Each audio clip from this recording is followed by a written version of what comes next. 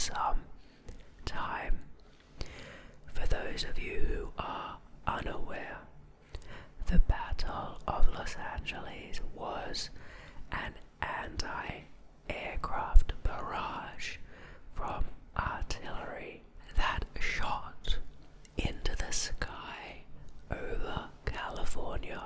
At the time, people thought aircraft from Japan were coming, but it's also been proposed that the aircraft were traditional UFOs, and that is what gives this event some contemporary notoriety.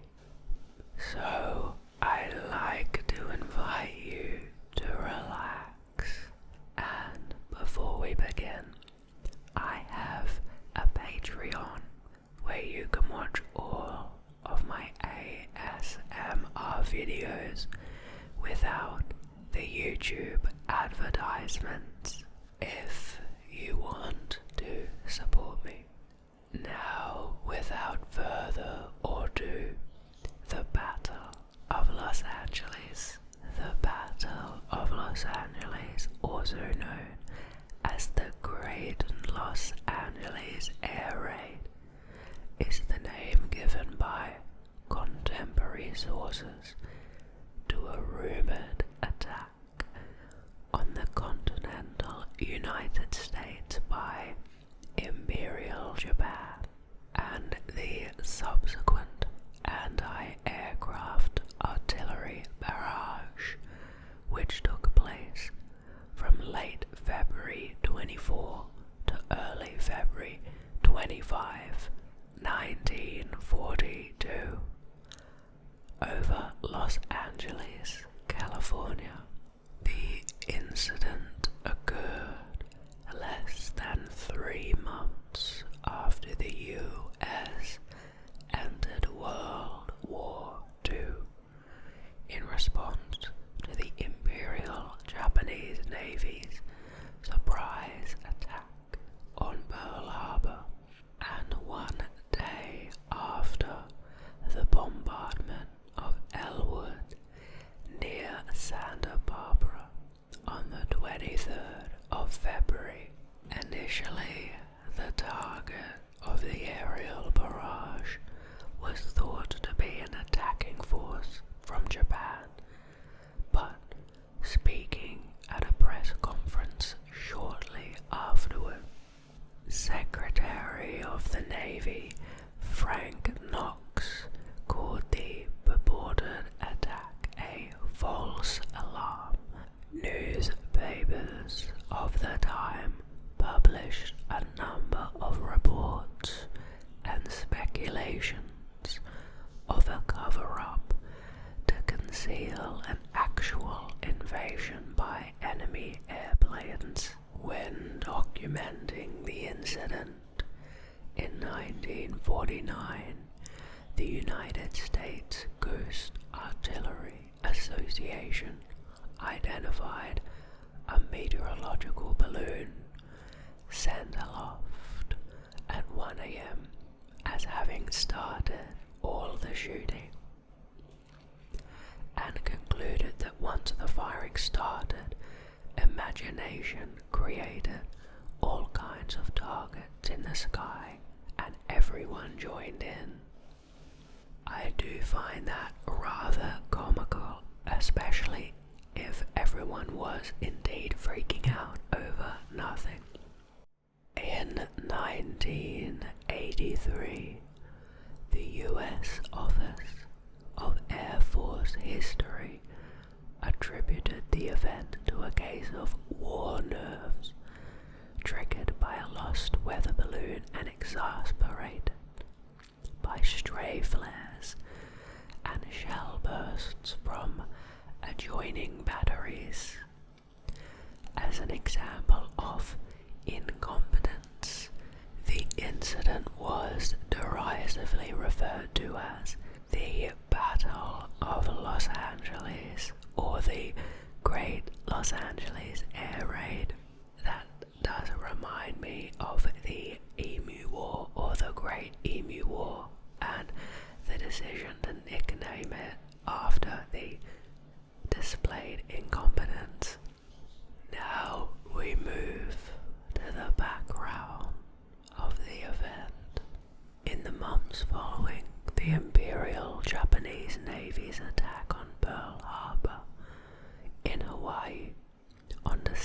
7th, 1941, and the United States' entry into World War II the next day.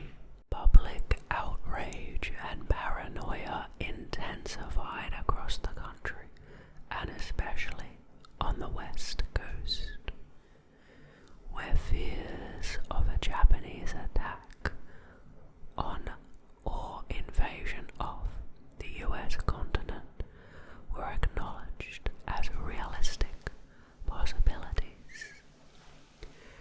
In Juneau, Alaska, residents were told to cover their windows for a nightly blackout after rumors spread that Japanese submarines were lurking along the southeast Alaskan coast. Rumors that a Japanese aircraft carrier was cruising off the coast of the San Francisco Bay Area resulted in the city of Oakland closing its schools and issuing a blackout.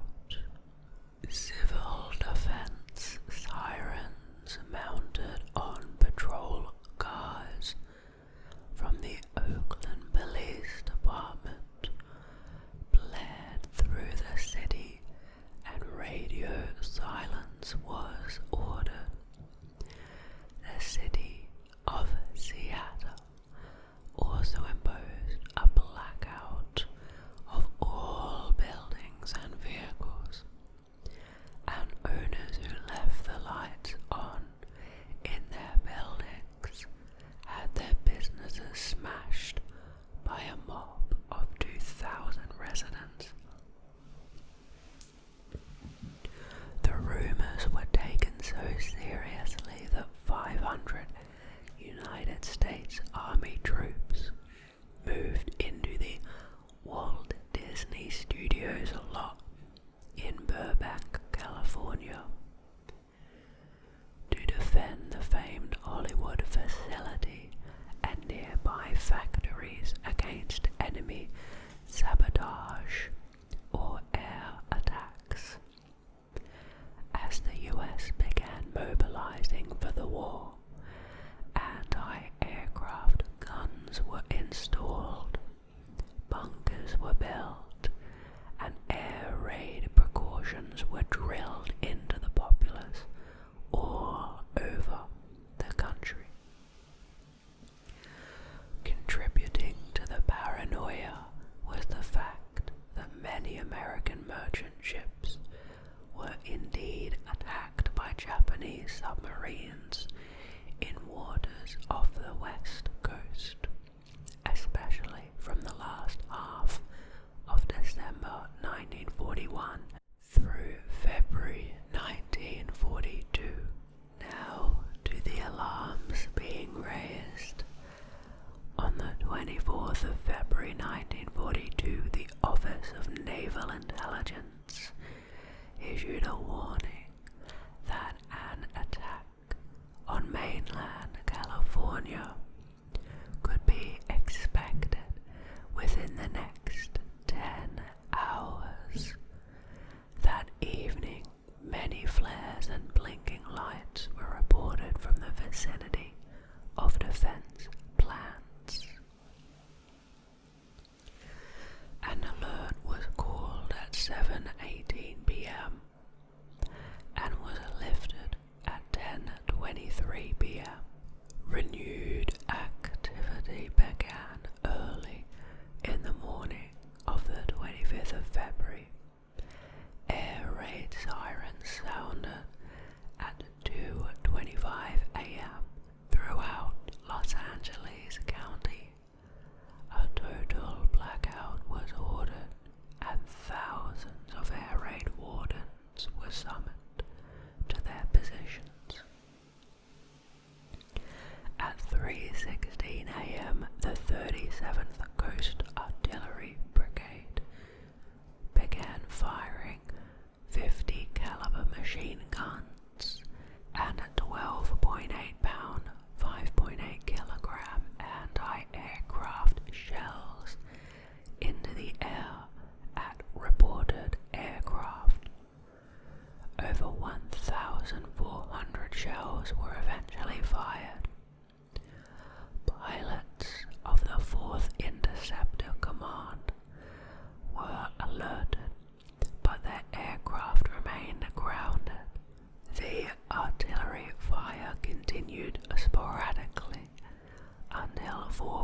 7:17 a.m. The all clear was sounded and the blackout order was lifted. At 7:21 a.m. several buildings and vehicles were damaged by shell fragments and 5 civilians died. That's really awful. Well, this event at the start was humorous, but now that is pretty sad and messed up. And the 5 civilians died as an indirect result of the anti-aircraft fire. If there truly was nothing there and pure incompetence killed 5 civilians, that is fairly shameful. 3 were killed in car accidents in the ensuing chaos, and 2 of heart attacks attributed to the stress of the hour-long action. Okay, so not directly killed by shells, but that's still really sad and pretty bad. And the incident was front page news along the West Coast and across the nation. Now we move to the press response of the incident. Within hours of the end of the air raid, Secretary of Navy Frank Knox held a press conference saying the entire incident had been a false alarm due to anxiety and war nerves, as we heard before. Knox's comments were followed by statements from the Army the next day that reflected General George C. Marshall's supposition that the incident might have been caused by enemy agents using commercial airplanes in a psychological warfare campaign to generate mass panic. Some contemporary press outlets suspected a cover-up of the truth. An editorial in the Long Beach Independent wrote, "There is a mysterious reticence about the whole affair, and it appears that some form of censorship is trying to halt discussion on the matter." Speculation was rampant as to invading airplanes and their bases. Theories, including a secret base in northern Mexico, as well as Japanese submarines stationed offshore with the capability of carrying planes. Others speculated that the incident was either staged or exaggerated to give coastal defense industries an excuse to move further inland. Representative Leland M. Ford of Santa Monica called for a congressional investigation, saying none of the explanations so far offered removed the episode from the category of complete mystification.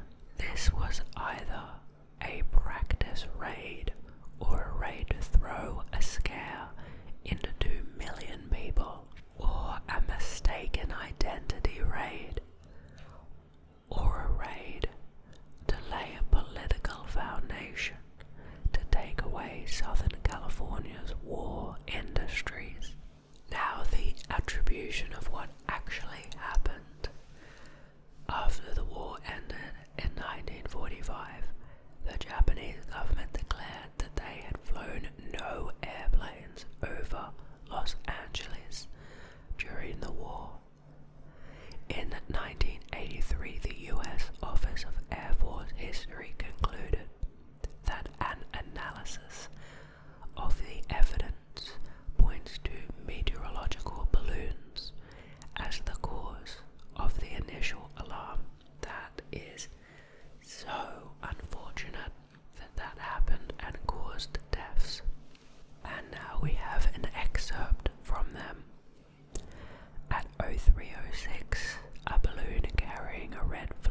was seen over Santa Monica, and 4 batteries of anti-aircraft artillery opened fire, whereupon the air over Los Angeles erupted like a volcano. From this point on, reports were hopelessly at variance. Probably much of the confusion came from the fact that anti-aircraft shell bursts caught by the searchlights were themselves mistaken for enemy planes. That is so bad.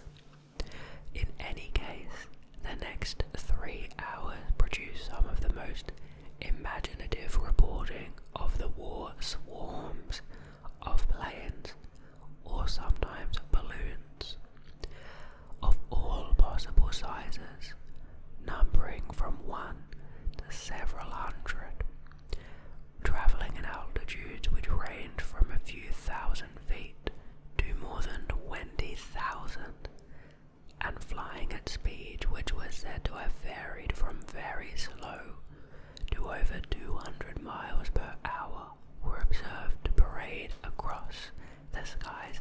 Yeah, it really sounds from these descriptions like they were looking at artillery shells. These mysterious forces dropped no bombs, and despite the fact that 1,440 rounds of anti-aircraft ammunition were directed at them, suffered no losses.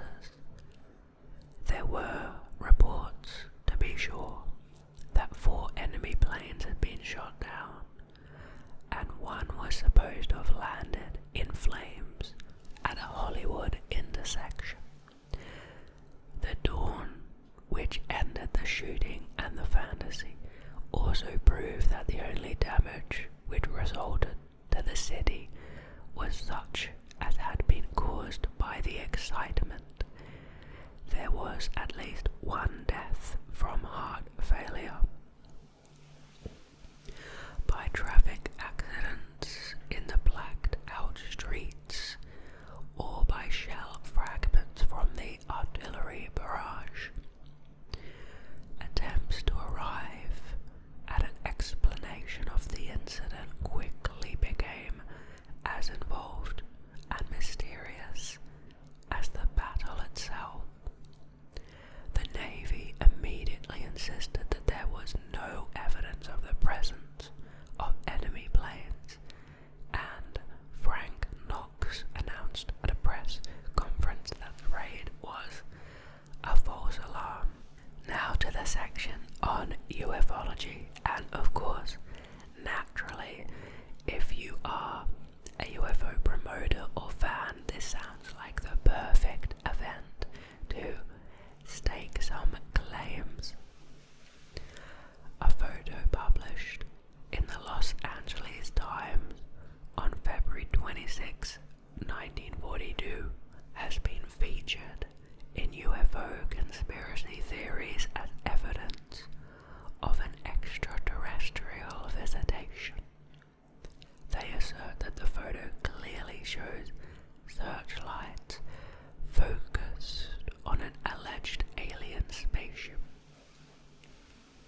However, the photo was heavily modified by photo retouching prior to publication.